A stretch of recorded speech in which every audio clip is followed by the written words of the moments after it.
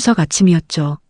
온 집안에 전 냄새가 퍼지고 차례상에 올릴 음식들을 하나씩 만들던 그 아침이었습니다. 시댁 거실에는 시어머니 정여사와 아들 도윤이 마주 앉아 있었고 그 자리에서 최동우는 아무렇지도 않게 아내를 향해 입을 열었습니다. 우리 이혼하자.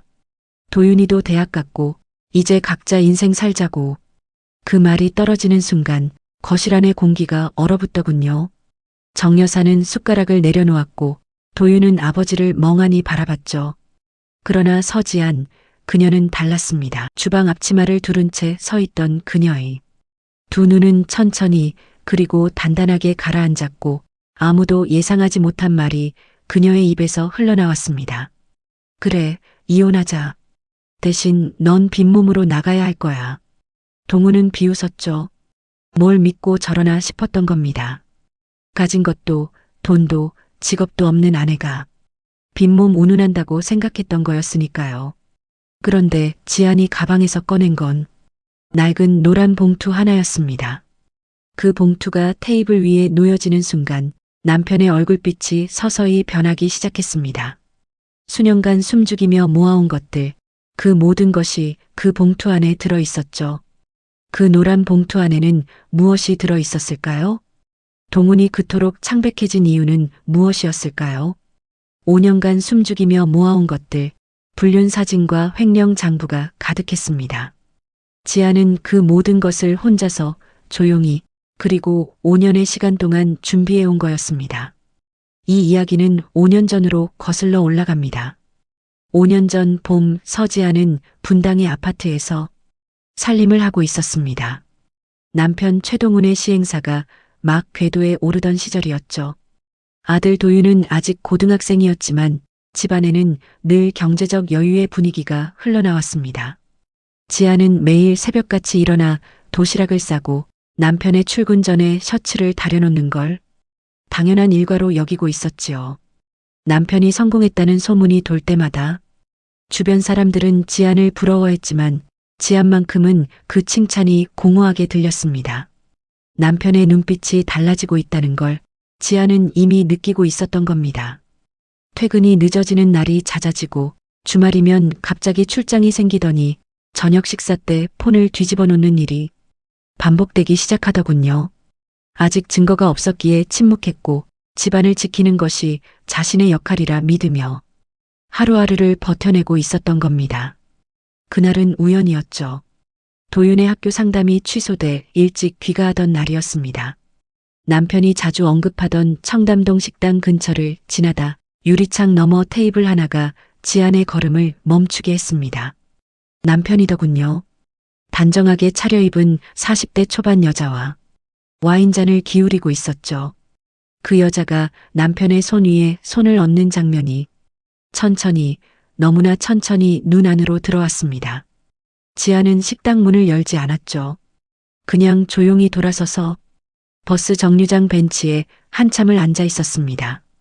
무너지지 않으려고 입술을 꼭 물었고 손이 떨려 두 손을 꽉 쥐었습니다.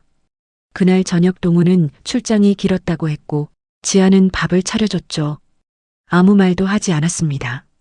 그러나 그 침묵 안에서 지아는 이미 결심하고 있었죠. 그날 밤 지아는 잠을 이루지 못했죠. 머릿속에서 그 장면이 반복되더군요. 그 여자의 손, 남편의 미소, 자연스럽게 놓여져 있던 와인잔. 20년 넘게 살림하고 아이 키우며 남편 뒷바라지를 해온 세월이 한순간 무너지는 느낌이었습니다. 화가 치밀었지만 그것보다 더 먼저 든 감정은 두려움이었죠. 이 사실을 확인하면 내가 버텨낼 수 있을까? 지아는 밤새 그 질문과 씨름했죠. 새벽 3시쯤이었을 겁니다. 지아는 이불을 걷어내고 조용히 일어났습니다. 서재 책상 서랍 안에서 낡은 수첩을 꺼냈죠. 수첩 첫 장에 날짜를 적었습니다. 그리고 단 한 줄을 써내려갔죠. 오늘부터 준비한다. 그것이 서지안이 살아남기 위해 내린 첫 번째 결심이었던 겁니다. 도윤이 독립할 때까지, 그때까지만 버텨내기로 한 거였죠. 다음 날 아침 지아는 평소와 똑같이 일어났습니다. 새벽 5시 반 밥을 하고 국을 끓이고 도시락을 쌌습니다. 남편이 출근하자 지아는 집안 청소를 마치고 조용히 컴퓨터 앞에 앉았죠. 사설탐정 사무소를 검색하기 시작했습니다. 처음엔 손이 떨리더군요. 이런 일을 겪게 될 거라고는 결혼할 때부터 지금까지 단 한 번도 생각해 보지 않았으니까요. 하지만 마음을 다잡았죠.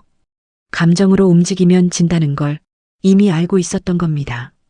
다음 주부터 지아는 한 달에 한 번씩 탐정 사무소와 연락을 주고받기 시작했습니다. 그리고 매달 조금씩 가계비에서 따로 빼놓은 돈을 별도 통장으로 모으기 시작했죠. 도윤에게도 정 여사에게도 아무에게도 말하지 않았습니다. 지아는 혼자서 아주 조용히 5년 후를 준비하고 있었던 것이었습니다. 남편의 회사가 성장하는 동안 지아는 아무것도 모르는 척 살았죠.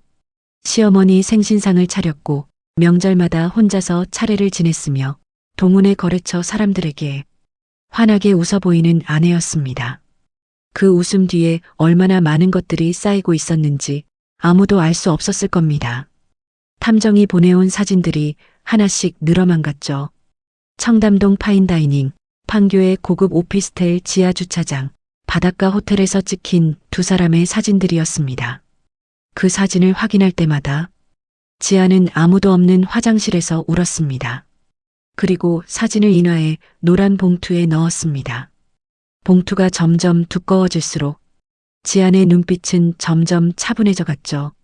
분노가 결심으로 굳어가고 있었던 겁니다. 수년이 그렇게 흘러가더군요.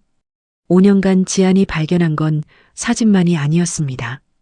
동훈이 불륜녀 윤아린에게 법인카드로 생활비를 대고 있다는 사실, 탐정의 조사로 드러났습니다. 윤아린의 오피스텔 월세와 명품 쇼핑, 해외여행 경비까지 모두 법인 계좌에서 빠져나가고 있었죠. 지아는 그 내역을 하나씩 정리해 나갔습니다. 공인회계사 지인에게 조용히 부탁해 장부 일부를 분석받기도 했습니다. 법인 자산이 얼마나 빠져나갔는지 파악하는 데만 꼬박 1년이 걸렸지요. 지안의 노란 봉투는 이제 단순한 불륜 증거가 아니었습니다.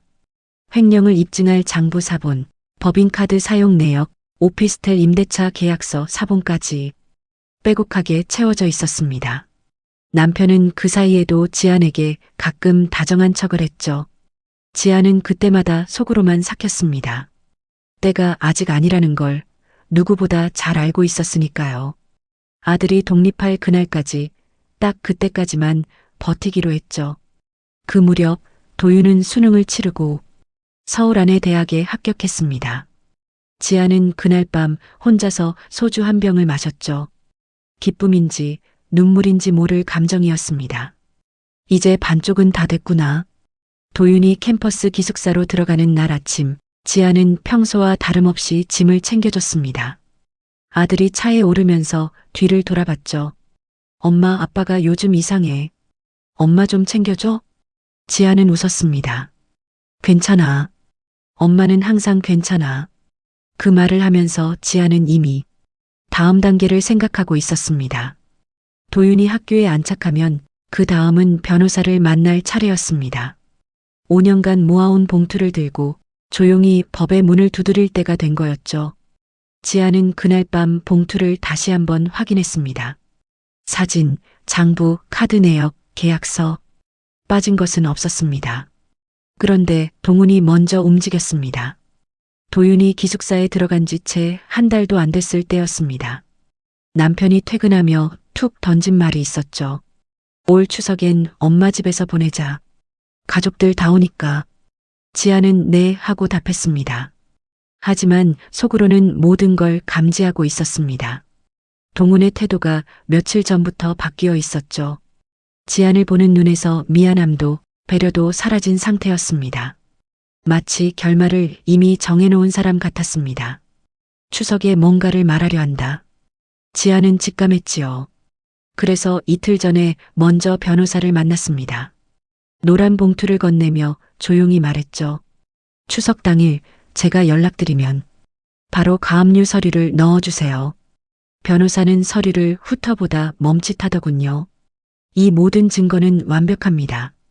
부인, 추석 당일 새벽이었습니다. 지아는 새벽 4시에 일어났죠. 시댁에서 혼자 차례상을 준비하겠다며 전날 밤 미리 시어머니 댁에 도착해 있었습니다. 부엌에서 전을 부치고 나물을 무치고 탕국을 끓이는 내내 지아는 아무 감정도 드러내지 않았습니다.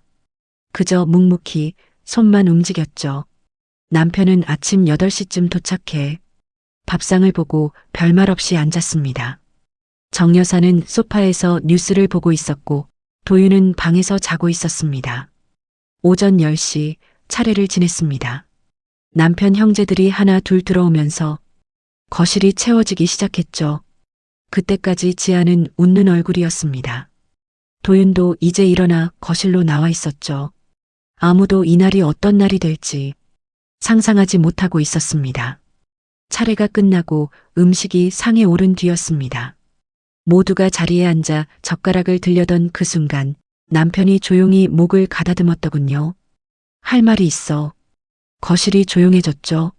정 여사가 국그릇에서 눈을 들었고 도윤이 젓가락을 내려놨습니다. 나랑 지안이 이혼하려고. 동훈의 목소리는 담담하더군요. 마치 이미 오래전에 결정된 일을 공지하듯 말하는 투였습니다. 도윤이도 이제 대학 갔고 우리 두 사람도 각자 인생 살 때가 된 것 같아. 정 여사가 숟가락을 내려놓는 소리가 들렸죠. 형제들이 눈을 마주쳤습니다. 도윤의 얼굴은 하얗게 굳어져 갔습니다. 그리고 모두가 지안 쪽을 바라봤죠. 얼마나 당황했을지, 얼마나 무너졌을지 모두가 지켜보고 있었던 겁니다. 그런데 지안은 눈물을 흘리지 않았습니다. 흔들리지도 않았지요. 그녀는 조용히 앞치마를 벗었습니다.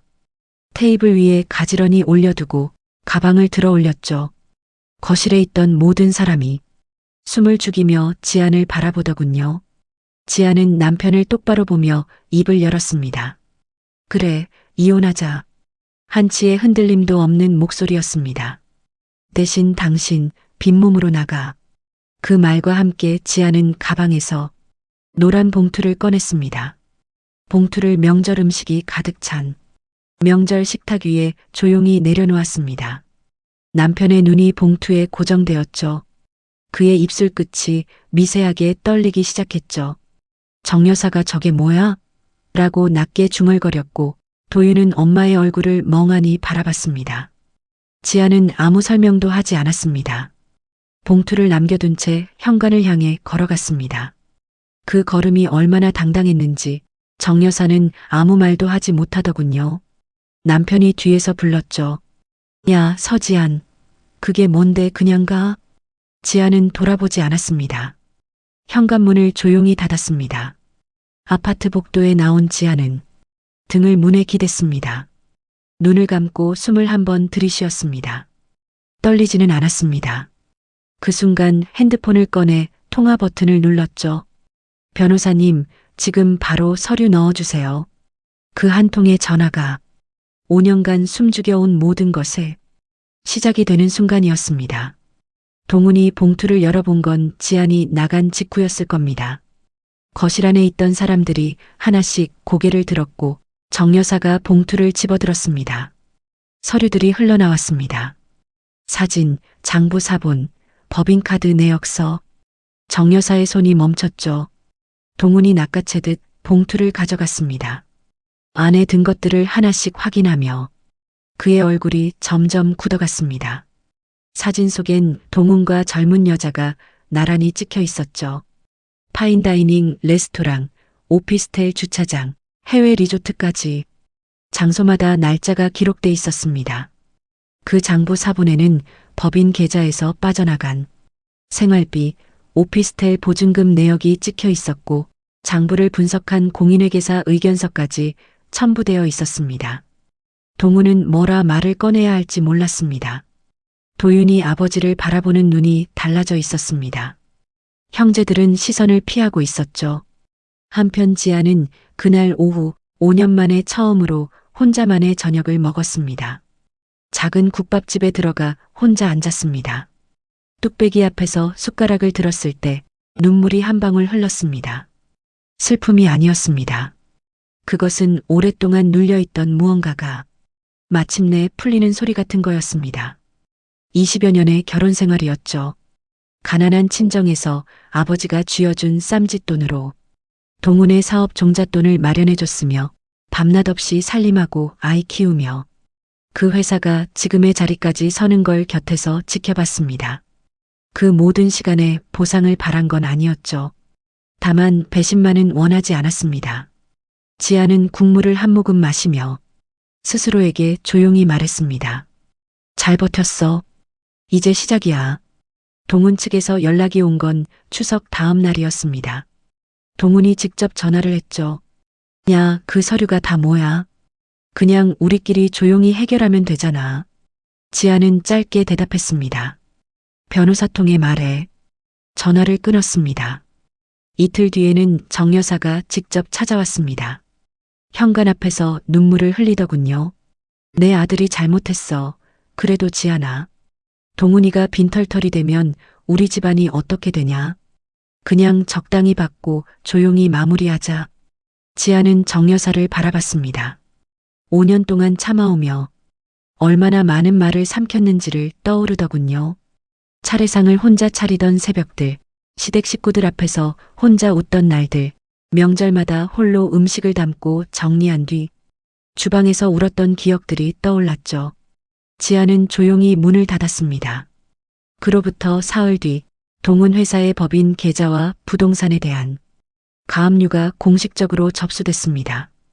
회사 자산 동결 통보서가 동훈의 사무실로 날아들었습니다. 동훈은 처음엔 어이없다는 표정을 지었다가 이내 법무팀 변호사에게 전화를 걸더군요. 하지만 변호사의 첫마디를 듣고 그 표정이 굳어버렸죠. 이 서류들이 진짜라면 대표님은 불리한 상황입니다. 그날 퇴근길에 동훈은 아린에게 전화를 걸었습니다. 하지만 아린은 전화를 받지 않더군요. 2번, 3번 더 걸었지만 결국 응답이 없었습니다. 그날 밤 아린이 보낸 문자 한 통이 동훈에게 왔죠. 저 이제 연락하지 마세요. 상황이 이렇게 된 거 저도 힘들어요. 동훈은 그 문자를 멍하니 바라보더군요. 5년간 법인 돈을 쏟아부은 여자의 마지막 말이 고작 그것이었던 겁니다. 지안의 변호인은 재판 첫날 2가지를 동시에 제출했습니다. 외도 증거와 법인 횡령 내역이었습니다. 재판정 안에서 동훈 측 변호사는 처음엔 증거 능력을 문제 삼더군요. 하지만 공인회계사 의견서와 탐정이 합법적 방식으로 수집한 사진들 그리고 법인카드 원본 내역이 함께 제출되자 반박할 여지가 없어졌습니다. 동훈은 자리에서 2번 이상 고개를 숙이더군요. 법인 자금으로 지출된 항목들이 하나씩 자료로 제출될 때마다 동훈의 얼굴은 점점 창백해져 갔죠. 지아는 내내 정면을 바라봤습니다. 5년간 이 자리를 위해 버텨온 시간이 떠오르더군요. 차갑게 가라앉은 두 눈은 한 번도 흔들리지 않았습니다. 도윤은 재판 당일 방청석에 앉아 있었습니다. 지아는 아들이 오지 않기를 바랬지요. 하지만 도윤은 기어이 왔습니다. 교복 대신 단정한 차림으로 방청석 맨 앞자리에 앉아 있었습니다. 지안이 법정에 들어서며 그 눈을 마주쳤을 때 도윤은 조용히 고개를 끄덕였습니다. 그 한 번의 끄덕임이 지안이 5년을 버틴 이유 중 하나였습니다. 재판이 진행되는 동안 동훈은 지안 쪽을 거의 쳐다보지 않더군요. 고개를 숙인 채 변호사 귀에 대고 뭔가를 속삭이는 장면이 반복됐습니다. 지안은 그 모습을 보면서 오히려 마음이 차분해지더군요. 이 사람이 지난 5년간 보인 행동들을 이미 다 알고 있었기 때문이었습니다. 재판정 안의 시계가 째깍거렸고 지안의 손은 무릎 위에 조용히 놓여 있었죠. 재판부는 이 사건에서 동훈의 유책 사유가 명백하다고 판단했습니다. 외도 사실뿐 아니라 법인 자금을 개인 용도로 전용한 것이 함께 인정된 사안이었습니다. 지안 측 변호사는 재산분할과 위자료를 동시에 청구했지요. 동훈이 사업 초기 지안의 친정 자금이 종잣돈으로 활용됐다는 점도 증거로 제출됐습니다. 당시 지안의 아버지가 손수 적어준 빌려준 돈 내역 메모와 이체 기록이 함께였습니다. 아버지는 이미 세상을 떠난 뒤였지만 그 손때 묻은 메모지 한 장이 법정에서 말없이 증언하고 있었습니다. 지아는 그 메모지를 볼 때만큼은 눈을 잠깐 감았습니다. 아버지 생각이 스쳐 지나갔죠. 그래도 아버지가 힘겹게 만든 돈과 증거가 이렇게 쓰이게 됐다는 것이 조금은 다행스러웠죠. 최종 선고가 나던 날, 지아는 혼자 법원 계단 앞에 서 있었습니다. 도윤이 옆에 있었지요. 판결문에는 분명하게 적혀 있었습니다. 재산 분할 2할, 위자료 3억. 동훈이 빼돌린 횡령 금액에 대해서는 별도로 민사배상 소송이 이어질 예정이었습니다. 동훈은 판결이 나자마자 고개를 떨군 채 법원을 나섰습니다. 기자들도 없었고 누군가 기다리는 사람도 없었죠. 아리는 이미 자취를 감춘 뒤였지요. 회사 자산은 가압류가 해제되지 않은 상태였고 회사 거래처 몇 곳은 이미 계약을 끊었습니다. 지아는 법원 계단에서 하늘을 올려다봤죠. 구름 한 점 없이 파란 하늘이었습니다. 도윤이 말없이 지안의 손을 잡았습니다. 지안은 아들의 손을 꼭 쥐었지요. 그 손의 온기가 5년의 추위를 녹이는 것 같았습니다. 판결 이후 동훈의 세계는 빠르게 무너졌습니다. 법인 계좌에 대한 가압류가 장기화되면서 회사 운영 자금이 말라갔습니다. 직원들 사이에서 소문이 퍼졌고 거래처 담당자들이 하나씩 발을 뺐죠. 5년 넘게 함께 일했던 현장 소장이 직접 찾아와 퇴직을 통보했습니다. 동훈은 빈 사무실에 혼자 앉아 텅 빈 커피잔을 바라봤습니다. 판교에 차려졌던 아린의 오피스텔은 동훈이 자금줄이 끊기자마자 임대차 계약 해지 통보가 날아들었습니다. 아린은 이미 연락이 닿지 않는 상태였죠. 동훈은 그제야 처음으로 생각했습니다. 5년간 자신이 도대체 무엇을 하고 있었는지를요. 회사도 아내도 여자도 결국 다 자신의 손에서 빠져나가고 있었습니다. 남은 건 정 여사의 전화와 텅 빈 사무실 뿐이었습니다. 정 여사는 매일 동훈에게 전화를 걸었습니다. 처음엔 지안에게 화를 냈죠. 저 여자가 왜 저러는 거야? 이 원한을 다 갚아줘야지. 하면서요. 하지만 법원 판결이 확정되자 정 여사는 비로소 말을 바꾸기 시작했습니다. 아들 앞에서 울면서 말했습니다. 내가 지안이한테 너무했다. 그렇게 고생하는 애한테 왜 그랬을까? 동훈은 어머니의 그 말에 아무 대꾸도 못했죠. 지안이 새벽마다 차례상을 혼자 차리던 모습, 명절 음식을 모두 끝내고도 내색 하나 안 하던 얼굴, 그 얼굴이 갑자기 선명하게 떠오르더군요. 그것이 얼마나 외롭고 무거운 시간이었는지 이제야 조금씩 알기 시작한 거였습니다. 하지만 아무것도 이미 되돌릴 수 없었습니다. 지아는 이미 오래전에 그와의 미래를 접었으니까요. 지아는 판결 이후 작은 오피스텔로 이사했습니다.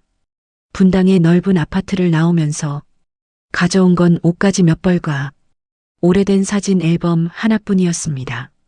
도윤이 이삿짐을 옮겨주러 와줬죠. 작은 방에 짐을 풀면서 도윤이 물었습니다. 엄마, 이곳 너무 좁지 않아? 지아는 웃었습니다. 좁아도 내 것이잖아.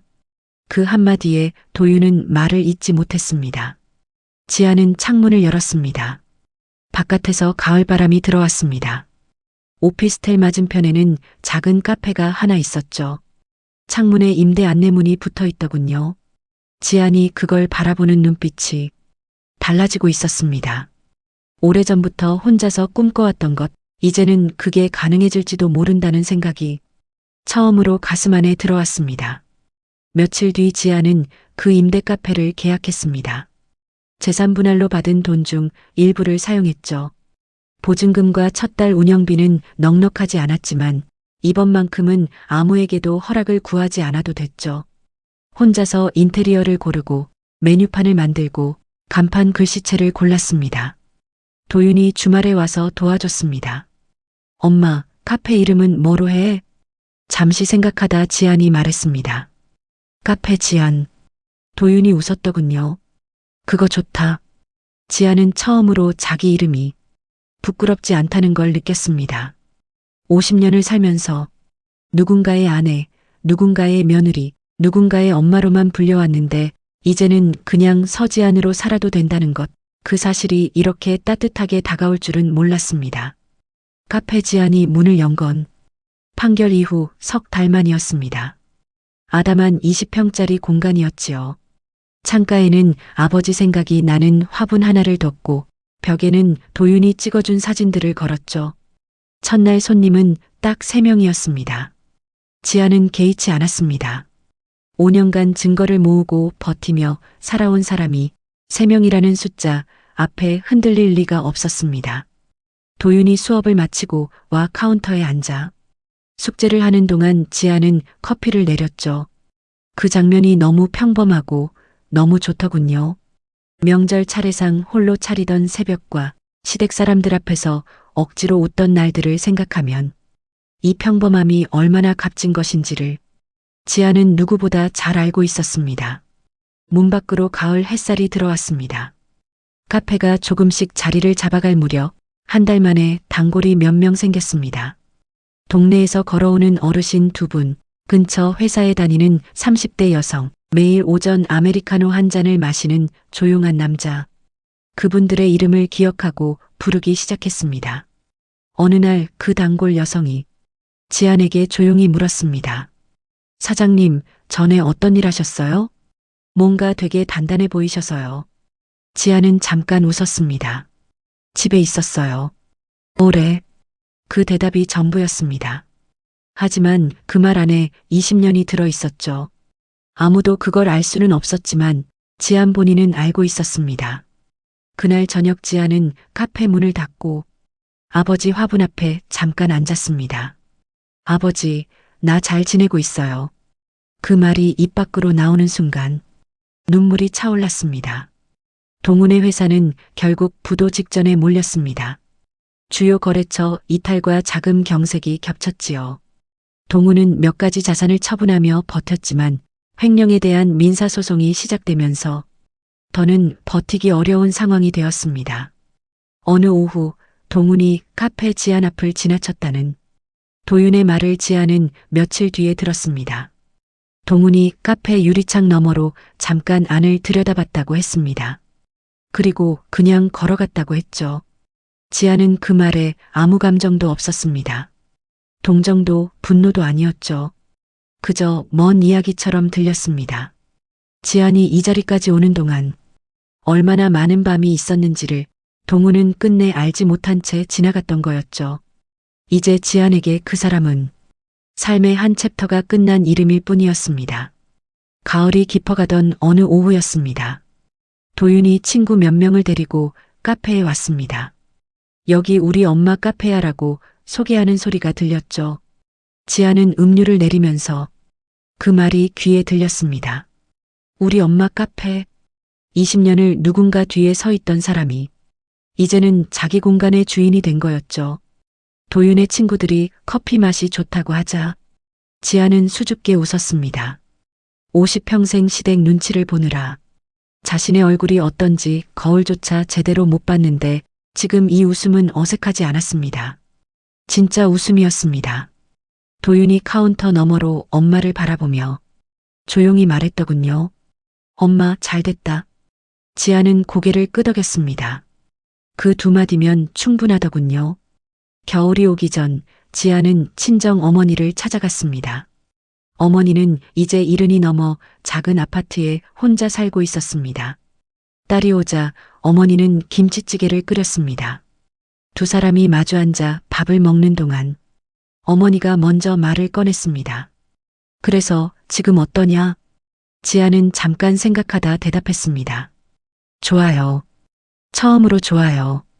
어머니는 숟가락을 잠시 내려놓았습니다. 그리고 딸의 손을 두 손으로 꼭 쥐었습니다. 내 아버지가 그 돈 줄 때 나는 반대했었거든. 근데 지금 생각하면 말을 잇지 못하는 어머니의 눈가에 주름이 깊게 잡히더군요.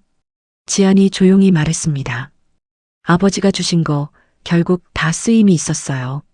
그 말에 두 사람은 한동안 말이 없었습니다. 카페를 운영하면서 지안에게 달라진 것들이 있었습니다. 아침에 눈을 뜨면 일단 오늘의 원두를 생각했지요.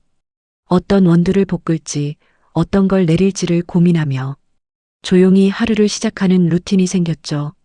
시댁 눈치에 맞춰 짜던 스케줄이 아니라 자신이 원하는 것으로 채워진 하루였습니다. 처음에는 그게 낯설더군요.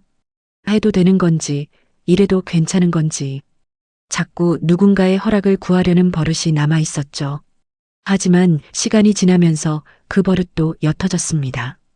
단골 손님이 오늘 커피 유독 맛있다고 하는 말, 어르신이 사장님 오늘도 왔어요라며 웃는 얼굴, 그런 것들이 하루하루 쌓이고 있었습니다. 지아는 그게 다 자신이 만들어낸 것임을 이제는 자연스럽게 받아들이고 있었습니다. 얼마나 오래 걸렸는지 모르지만 지아는 지금 살아있는 게 감사하다고 느껴지고 있었습니다. 어느 날 오전 한 통의 문자가 왔습니다. 모르는 번호습니다. 저 윤아린이에요. 드릴 말씀이 있어서요.